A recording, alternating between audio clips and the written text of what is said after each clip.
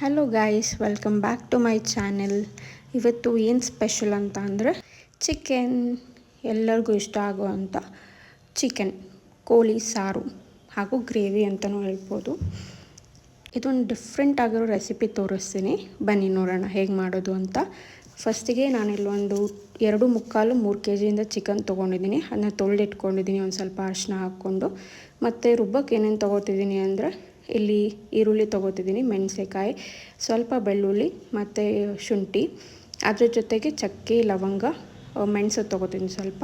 ಒಂದು ಟೊಮೆಟೊ ಹಾಕ್ಕೋತಿದ್ದೀನಿ. ಅದು ಚಿಕನ್ ಸ್ವಲ್ಪ ಜಾಸ್ತಿ ಕ್ವಾಂಟಿಟಿಲಿರೋದ್ರಿಂದ ಒಂದು 3 ಈರುಳ್ಳಿ ತೊಗೊಂಡಿದ್ದೀನಿ.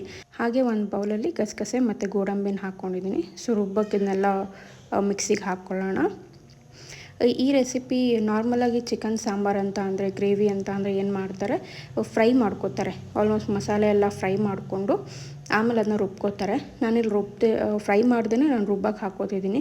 ಇದೊಂದು ಸ್ವಲ್ಪ ಡಿಫ್ರೆಂಟಾಗಿರುತ್ತೆ, ಸ್ವಲ್ಪ ಅಲ್ಲ ತುಂಬಾ ಡಿಫ್ರೆಂಟಾಗಿರುತ್ತೆ. ಒಂದು ಸಲ ಟ್ರೈ ಮಾಡಿ ನೋಡಿ, ತುಂಬ ಚೆನ್ನಾಗಿ ಬರುತ್ತೆ. ಇಲ್ಲಿ ನಾನು ಟೊಮೆಟೊ, ಈರುಳ್ಳಿ, ಬೆಳ್ಳುಳ್ಳಿ, ಶುಂಠಿ, ಚಕ್ಕೆ, ಲವಂಗ, ಮೆಣಸು ಏನೇನು ಇಟ್ಕೊಂಡಿದ್ದೆ ಅದನ್ನೆಲ್ಲ ರುಬ್ಬಕ್ಕೆ ಹಾಕ್ಕೋತಿದ್ದೀನಿ. ಇದ್ರ ಜೊತೆ ನಾನು ಸ್ವಲ್ಪ ಇನ್ನೊಂಚೂರು ಫ್ಲೇವರ್ಗೋಸ್ಕರ ಪುದೀನ ಹಾಕ್ಕೋತಿದ್ದೀನಿ. 1 ಹಿಡಿಯಷ್ಟು ಪುದೀನ ಮತ್ತು 1 ಹಿಡಿಯಷ್ಟು ಕೊತ್ತಂಬರಿ, ಎರಡು ಒಂದೇ ಸೇಮ್ ಕ್ವಾಂಟಿಟಿಯಲ್ಲಿ ತೊಗೋತಿದ್ದೀನಿ. ಇದಕ್ಕೆ ಒಂಚೂರು ನೀರು ಹಾಕ್ಕೊಂಡು ನಾನು ಇದನ್ನ ರುಬ್ಕೊಬರ್ತೀನಿ. ನಾನು ಕೊಬ್ಬರಿ ಈಗಲೇ ಏನು ರುಬ್ಬಕ್ಕೆ ಹಾಕ್ತಿಲ್ಲ. ಸೊ ಇದಕ್ಕೆ ಒಂದು ಸ್ವಲ್ಪ ನೀರು ಹಾಕ್ಕೊಂಡು ರುಬ್ಕೊಬರೋಣ.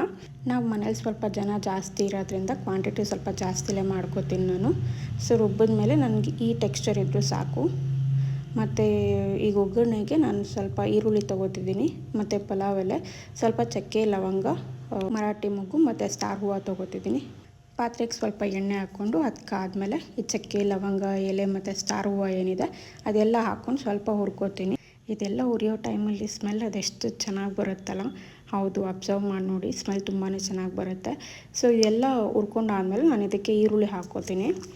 ಈರುಳ್ಳಿ ಹಾಕ್ಕೊಂಡು ಈರುಳ್ಳಿನ ಕೂಡ ತುಂಬ ಚೆನ್ನಾಗಿ ಫ್ರೈ ಮಾಡ್ಕೋತೀನಿ. ಹೇಗೆ ಅಂದರೆ ಒಂಚೂರು ಗೋಲ್ಡನ್ ಬ್ರೌನ್ ಆಗೋ ತನಕನೂ, ಒಂದು ಸ್ವಲ್ಪ ಈರುಳ್ಳಿ ಬ್ರೌನಿಷ್ ಆಗೋ ತನಕನೂ ನಾನು ಫ್ರೈ ಮಾಡ್ಕೋತೀನಿ. ನೀವು ಈರುಳ್ಳಿ ಎಷ್ಟು ಚೆನ್ನಾಗಿ ಫ್ರೈ ಮಾಡ್ತೀರಾ ನಿಮಗೆ ಟೇಸ್ಟ್ ಅಷ್ಟು ಚೆನ್ನಾಗಿ ಬರುತ್ತೆ. ಸೊ ಚೆನ್ನಾಗಿ ಫ್ರೈ ಮಾಡ್ಕೊಳ್ಳಿ. ಸೊ ಚೆನ್ನಾಗಿ ಫ್ರೈ ಆಗಿದೆ ನೋಡ್ಬೋದು. ಇದಾದಮೇಲೆ ನಾನು ರುಬ್ಬಿರೋದು ಏನು ಮಸಾಲೆ ಇದೆ ಆ ಮಸಾಲೆನ ಹಾಕ್ಕೋತಿದ್ದೀನಿ. ಆ ಮಸಾಲೆನ ಹಾಕ್ಕೊಂಡು ಅದನ್ನು ಕೂಡ ಚೆನ್ನಾಗಿ ಫ್ರೈ ಮಾಡ್ಕೋತೀನಿ. ಯಾಕಂದರೆ ನಾನು ಎಲ್ಲ ಹಸಿದು ಹಾಕಿರೋದ್ರಿಂದ ಆ ಹಸಿ ವಾಸನೆ ಹೋಗೋ ತನಕ ನಾನು ಮಸಾಲೆ ಚೆನ್ನಾಗಿ ಫ್ರೈ ಮಾಡ್ಕೋತೀನಿ. ಅದೇ ಮಿಕ್ಸಿಗೆ ಗಸಗಸೆ ಮತ್ತು ಗೋಡಂಬಿ ಹಾಕ್ಕೊಂಡು ಅದ್ರ ಜೊತೆ ಸ್ವಲ್ಪ ಕೊಬ್ಬರಿ ಇವಾಗ ಹಾಕ್ಕೋತಿದ್ದೀನಿ ನಾನು. ಒಂದು ಸ್ವಲ್ಪ ಕೊಬ್ಬರಿ ಹಾಕ್ಕೊಂಡು ಇದನ್ನ ಕೂಡ ನಾನು ರುಬ್ಕೊಂಡು ಸೈಡಿಗೆ ಇಟ್ಕೋತೀನಿ. ಅದಾದಮೇಲೆ ಇದು ಮಸಾಲೆ ನೋಡ್ಬೋದು ಚೆನ್ನಾಗಿ ಫ್ರೈ ಮಾಡ್ಕೋಬೇಕು. ಅದು ಕಲರ್ ಚೇಂಜ್ ಆಗೋ ತನಕನೂ ಫ್ರೈ ಮಾಡ್ಕೋಬೇಕು.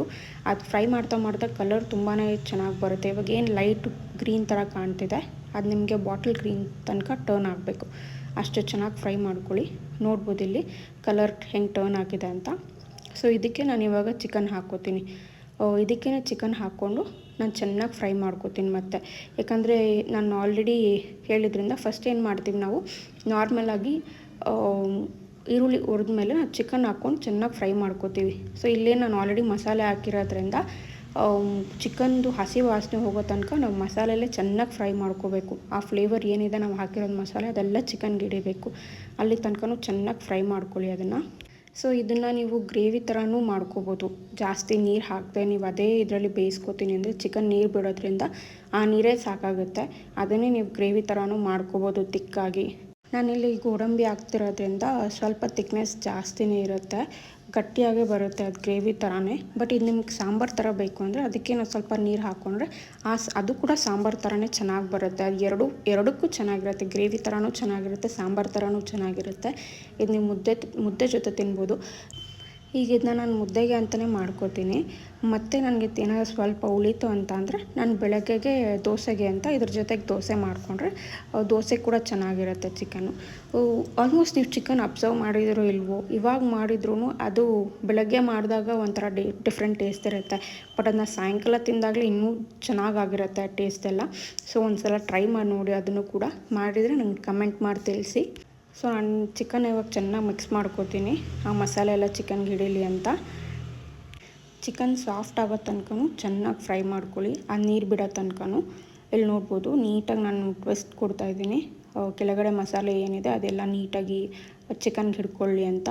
ಕ್ವಾಂಟಿಟಿ ಸ್ವಲ್ಪ ಜಾಸ್ತಿ ಇರೋದ್ರಿಂದ ತಿರುಗ್ಸೋಕ್ಕೂ ನನಗೆ ಕಷ್ಟ ಆಗ್ತಿದೆ. ಆ್ಯಂಡ್ ಪಾತ್ರೆ ಸ್ವಲ್ಪ ಚಿಕ್ಕದೇ ಇಟ್ಕೊಂಡಿದ್ದೀನಿ ನಾನು ಕೂಡ. ಸೊ ಇದಕ್ಕೆ ಚೆನ್ನಾಗಿ ಒಂದು ಮಿಕ್ಸ್ ಕೊಟ್ಟು ಇವಾಗ ನಾನು ಇದಕ್ಕೆ ಒಂದು ಸ್ವಲ್ಪ ಉಪ್ಪು ಹಾಕ್ಕೋತೀನಿ. ನಾನು ಉಪ್ಪು ಒಂದೇ ಸಲ ಹಾಕ್ಕೋತೀನಿ, ಮತ್ತೆ ಏನು ಹಾಕೋಕ್ಕೆ ಹೋಗಲ್ಲ. ಅದಕ್ಕೆ ಒಂದು ಇಡಿಯಷ್ಟು, 1-1.5 ಇಡಿಯಷ್ಟು ನಾನು ಚೆನ್ನಾಗಿ ಇದಕ್ಕೆ ಉಪ್ಪು ಹಾಕ್ಕೊಂಡು ಈಗಲೇ ಫ್ರೈ ಮಾಡ್ಕೋತೀನಿ. ಯಾಕಂದರೆ ಆ ಉಪ್ಪಿನ ಅಂಶ ಕೂಡ ಚಿಕನ್ಗೆ ಹಿಡಿಯುತ್ತೆ, ಚಿಕನ್ ನೀರು ಬಿಟ್ಕೊಳ್ಳೋಕ್ಕೂ ಈಸಿ ಆಗುತ್ತೆ ಅಂತ ನಾನು ಉಪ್ಪು ಹಾಕ್ಕೊಂಡು ಇದನ್ನು ಕೂಡ ನಾನು ಚೆನ್ನಾಗಿ ಮಿಕ್ಸ್ ಮಾಡ್ಕೋತೀನಿ. ಇದಾದಮೇಲೆ ಚಿಕನ್ದು ಕೂಡ ನಿಮಗೆ ಬೇರೆ ಯಾವುದಾದ್ರೂ ರೆಸಿಪಿ ಬೇಕು, ನಾನ್ ವೆಜ್ ರೆಸಿಪಿ ಬೇಕಂದ್ರೆ ನನಗೆ ಕಮೆಂಟ್ ಬಾಕ್ಸಲ್ಲಿ ಮೆನ್ಷನ್ ಮಾಡಿ, ನಾನು ಅದನ್ನು ಕೂಡ ಮಾಡಿ ತೋರಿಸ್ತೀನಿ. ಆ್ಯಂಡ್ ಇದಾದಮೇಲೆ ಸ್ವಲ್ಪ ನಾನು ಲಿಡ್ ಕ್ಲೋಸ್ ಮಾಡ್ಕೋತೀನಿ, ಅದು ಚೆನ್ನಾಗಿ ಬೇಯಲಿ ಅಂತ. ನೀವು ಚಿಕನ್ನ, ಮಟನ್ ಅಥವಾ ಏನೇ ಆಗ್ಬೋದು, ಅದನ್ನು ನೀವು ಕುಕ್ಕರಲ್ಲಿ ಮಾಡೋದಕ್ಕಿಂತ ಪಾತ್ರೆಯಲ್ಲಿ ಟ್ರೈ ಮಾಡಿ, ಪಾತ್ರೆಯಲ್ಲಿ ಮಾಡಿ ನೋಡಿ, ಅದು ಟೇಸ್ಟೇ ಡಿಫ್ರೆಂಟಾಗಿ ಬರುತ್ತೆ ಆ್ಯಂಡ್ ಚೆನ್ನಾಗೂ ಇರುತ್ತೆ. ಚಿಕನ್ ಆಗಿರೋದ್ರಿಂದ ನಾಟಿದೆಲ್ಲ, ಇದು ಫಾರಮ್ದೇ ಆಗಿರೋದ್ರಿಂದ ನಿಮಗೆ ಬೇಗನೂ ಬೇಯುತ್ತೆ. ಇದು ಸ್ವಲ್ಪ ನೀರು ಬಿಟ್ಕೊಂಡ್ಮೇಲೆ ನಾನೇನು ರುಬ್ಬಿರ್ತೀನಿ, ಕೊಬ್ಬರಿ ಆಗಿರ್ಬೋದು, ತೆಂಗಿನಕಾಯಿ, ಗೋಡಂಬಿ ಮತ್ತು ಗಸಗಸೆ ಏನಾಗಿರುತ್ತೆ ಅದನ್ನು ಹಾಕ್ಕೊಂಡು ಅದು ಕೂಡ ಚೆನ್ನಾಗಿ ಒಂದು ಮಿಕ್ಸ್ ಕೊಟ್ಟು ಲಿಡ್ ಕ್ಲೋಸ್ ಮಾಡ್ತೀನಿ. ಅದು ಸ್ವಲ್ಪ ಕುದಿಯೋಕ್ಕೆ ಸ್ಟಾರ್ಟ್ ಆದಮೇಲೆ ಮತ್ತು ನಾನು ಅದಕ್ಕೆ ಧನಿಯಾ ಪುಡಿ, ಸ್ವಲ್ಪ ಖಾರದ ಪುಡಿ ಮತ್ತು ಸ್ವಲ್ಪ ಗರಂ ಮಸಾಲ ಹಾಕ್ಕೋತೀನಿ. ಇದು ಹಾಕ್ಕೊಂಡು ಒಂದು ಚೆನ್ನಾಗಿ ಮಿಕ್ಸ್ ಕೊಡ್ತೀನಿ. ನಾನು ಯಾಕೆ ಇದನ್ನ ರುಬ್ಬಕ್ಕೆ ಹಾಕ್ಕೊಳ್ಳಿಲ್ಲ ಅಂತಂದರೆ, ರುಬ್ಬಕ್ಕೆ ಹಾಕಿದ್ರೆ ಒಂಥರ ಟೇಸ್ಟ್ ಕೊಡುತ್ತೆ ಆ್ಯಂಡ್ ಬರೀ ಸಾಂಬಾರ್ಗೆ ಹಾಕಿದ್ರೇ ಇನ್ನೊಂದು ಥರ ಟೇಸ್ಟ್ ಕೊಡುತ್ತೆ. ಸೊ ಹಾಗಾಗಿ ನಾನು ಡೈರೆಕ್ಟಾಗಿ ಸಾಂಬಾರಿಗೆ ಹಾಕ್ಕೋತಿದ್ದೀನಿ. ಇದನ್ನೆಲ್ಲ ಹಾಕ್ಕೊಂಡು ನಾನು ಚೆನ್ನಾಗಿ ಮಿಕ್ಸ್ ಮಾಡ್ತೀನಿ ಒಂದು ಸಲ.